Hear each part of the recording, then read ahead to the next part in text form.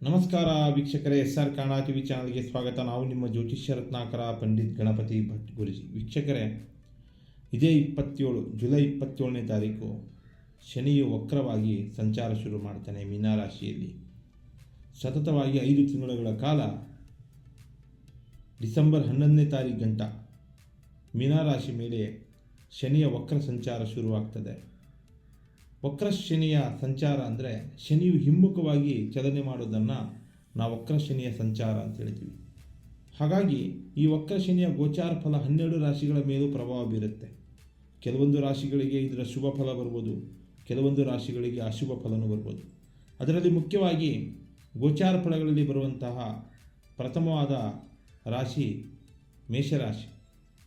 ಮೇಷರಾಶಿ ಮೇಲೆ ಶನಿಯ ವಕ್ರ ಪ್ರಭಾವ ಹೇಗಿದೆ ಅಂದರೆ ಕೆಲಸ ಕಾರ್ಯ, ಹಣಕಾಸು, ವ್ಯಾಪಾರ ವ್ಯವಹಾರಗಳ ಮೇಲೆ ನಷ್ಟ ಮಾಡುತ್ತೆ ಅಂತ ಬರ್ತಾ ಇದೆ.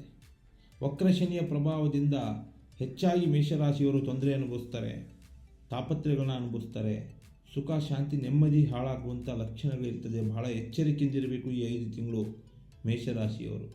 ಮೊದಲನೇದಾಗಿ ವ್ಯಾಪಾರ ವ್ಯವಹಾರಗಳಲ್ಲಿ ನೀವು ಅಂದುಕೊಂಡಂಥ ಕೆಲಸ ಕಾರ್ಯಗಳು ನಡೆಯುವುದಿಲ್ಲ, ಆಗುವಂಥ ಕೆಲಸ ಕಾರ್ಯಗಳು ಕೂಡ ನಿಂತು ಹೋಗ್ತದೆ. ಹೆಚ್ಚಾಗಿ ಹಣಕಾಸಿನ ಸಮಸ್ಯೆ ಎದುರಾಗ್ತದೆ, ಸಾಲದ ಸುಳಿಗೆ ಹೋಗ್ತೀರಾ, ಯಾರನ್ನಾದರೂ ನಂಬಿದ್ರೆ ಆ ವ್ಯಕ್ತಿಗಳಿಂದ ಮೋಸ ಆಗ್ತೀರಾ, ನಂಬಿಕಸ್ಥ ವ್ಯಕ್ತಿಗಳು ಕೂಡ ನಿಮಗೆ ಶತ್ರುಗಳಾಗಿ ಕಾಡಾಟ ಮಾಡ್ತಾರೆ. ಅದರಲ್ಲಿ ಸ್ನೇಹಿತರು, ಸಂಬಂಧಿಕರು, ಹಿತೈಷಿಗಳು, ದಾಯಾದಿಗಳು ಯಾರೇ ಆಗಿರ್ಬೋದು, ಆತ್ಮೀಯರಂತರೂ ಹೆಚ್ಚಾಗಿ ಮೋಸ ಮಾಡೋದುಂಟು ಈ 5 ತಿಂಗಳಲ್ಲಿ ವಕ್ರ ಶನಿಯ ಪ್ರಭಾವದಿಂದ. ಇದ್ದಕ್ಕಿದ್ದಂಗೆ ನಿಮ್ಮ ಸೆನ್ಸಿಟಿವ್ ಮನಸ್ಥಿತಿಯಿಂದನೋ ಅಥವಾ ನಿಮ್ಮ ಐಷಾರಾಮಿ ಜೀವನ ನೋಡೋ ಅಥವಾ ನಿಮ್ಮ ವ್ಯವಹಾರ ನೋಡೋ ಅಥವಾ ನಿಮ್ಮ ಮಿಡ್ಲ್ ಕ್ಲಾಸ್ ಲೈಫ್ ನೋಡೋ ತಡ್ಕೊಳ್ಳೋಕ್ಕಾಗದೆ ಇದ್ದಕ್ಕಿದ್ದಂಗೆ ನಂಬಿಕಸ್ಥರು ನಿಮಗೆ ಮೋಸ ಮಾಡ್ತಾರೆ. ಅದರಲ್ಲೂ ಕೂಡ ಹಣಕಾಸಿನಲ್ಲಿ ಎಚ್ಚರದಿಂದಿರಿ. ಜಾಮೀನು ಶೂರಿಕೆ ಹಾಕಲಿಕ್ಕೆ ಹೋಗಬೇಡಿ, ಯಾರಿಗೂ ಬೇಕಾದ್ರೂ ನಂಬಬೇಡಿ. ಮತ್ತು ಆರೋಗ್ಯದ ಮೇಲೂ ಕೂಡ ಶನಿಯ ಪ್ರಭಾವ ಬೀರುತ್ತೆ. ಪಾದದ ಹುರಿ ಜಾಸ್ತಿ ಆಗ್ತದೆ, ಮೂಳೆ ಸವೆತ ಹಾಗೂ ಮೂಳೆ ನೋವು ಜಾಸ್ತಿ ಆಗ್ತದೆ. ಎಚ್ಚರದಿಂದಿರಬೇಕು. ಆದಷ್ಟು ಕೂಡ ತಿನ್ನುವಂಥ ಆಹಾರ ಪದ್ಧತಿಯಲ್ಲಿ ಸ್ವಲ್ಪ ಸಾತ್ವಿಕತೆ ತಗೋಬೇಕು. ಮತ್ತು ನೀವು ಇಷ್ಟಪಟ್ಟಂಥ ಪ್ರೇಮಿಗಳು ದೂರ ಆಗುವಂಥ ಲಕ್ಷಣ ಇದೆ. ಸ್ನೇಹಿತರು ದೂರ ಆಗ್ತಾರೆ. ದಂಪತಿಗಳ ಕೂಡ ಮೇಲೆ ಕೂಡ ಮನಸ್ತಾಪಗಳಾಗ್ತದೆ. ಕುಟುಂಬದಲ್ಲಿ ದಂಪತಿಗಳಲ್ಲಿ ಇದ್ದಕ್ಕಿದ್ದಂಗೆ ಭಿನ್ನಾಭಿಪ್ರಾಯ ಹೆಚ್ಚಾಗ್ತದೆ. ವಕ್ರ ಶನಿಯ ಪ್ರಭಾವದಿಂದ ಮೇಷರಾಶಿಯ ದಂಪತಿಗಳಲ್ಲಿ ಸದಾ ಮನೆಯಲ್ಲಿ ಗಲಾಟೆ, ಗದ್ದಲಗಳು, ಮನಸ್ತಾಪಗಳು, ಕಿರಿಕಿರಿಗಳು ಆಗ್ತಾನೆ ಇರ್ತದೆ. ದೈಹಿಕ ಹಾಗೂ ಮಾನಸಿಕ ನೆಮ್ಮದಿಗಳಿಲ್ಲದೆ ಒದ್ದಾಡ್ತೀರಾ. ಎಚ್ಚರದಿಂದಿರಿ. ಅನ್ಯರಿಂದ ಅಪಮಾನ ಅವಮಾನಕ್ಕೂ ಈಡಾಗ್ತೀರಾ ಮೇಷರಾಶಿಯವರು. ವಾಹನಗಳ ಚಾಲನೆ ಮಾಡಬೇಕಾದ್ರೂ ಕೂಡ ಎಚ್ಚರಿಕೆಯಿಂದಿರಬೇಕಾಗ್ತದೆ. ಕೋರ್ಟ್ ಕಚೇರಿ ವ್ಯಾಜ್ಯಗಳಲ್ಲಿ ಕೂಡ ನಿಮಗೆ ಗೆಲುವಿರೋದಿಲ್ಲ. ಇದನ್ನು ಕೂಡ ಸ್ವಲ್ಪ ಯೋಚನೆ ಮಾಡುವಂಥ ಸಂದರ್ಭನೇ ನಿಮಗೆ. ಮತ್ತು ಈ ಒಂದು 6 ತಿಂಗಳ ಕಾಲ ಹೆಚ್ಚು ನೀವು ಕಷ್ಟಪಡ್ತೀರ, ನಷ್ಟಗಳನ್ನು ನೋಡ್ತೀರ ಮೇಷರಾಶಿಯವರು.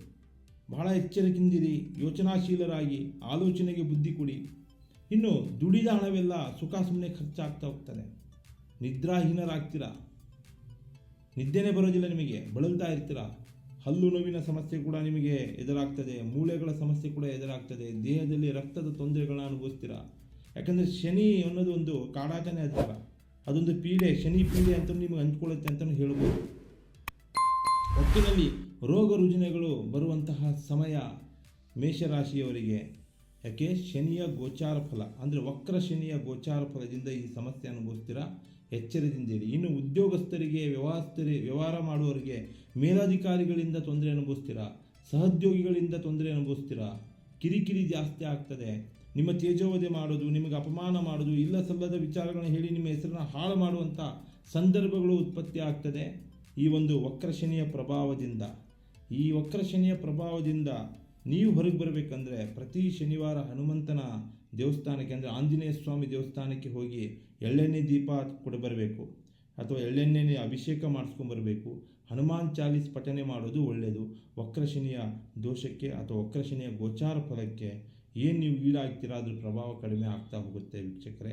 ಹಾಗೆ SR ಕನ್ನಡ ಟಿವಿ ಚಾನಲನ್ನು ಸಬ್ಸ್ಕ್ರೈಬ್ ಮಾಡ್ಕೊಳ್ಳಿ. ಒಳ್ಳೊಳ್ಳೆ ವೀಡಿಯೋಸ್ಗಳನ್ನ ಬಡಿತಾ ಇರ್ತೀವಿ. ರಾಶಿ ನಕ್ಷತ್ರಗಳ ಬಗ್ಗೆ, ತಂತ್ರ ಮಂತ್ರಗಳ ಬಗ್ಗೆ ವಿಶೇಷವಾಗಿ ಪರಿಹಾರ ತಿಳಿಸ್ತಾ ಇರ್ತೀವಿ.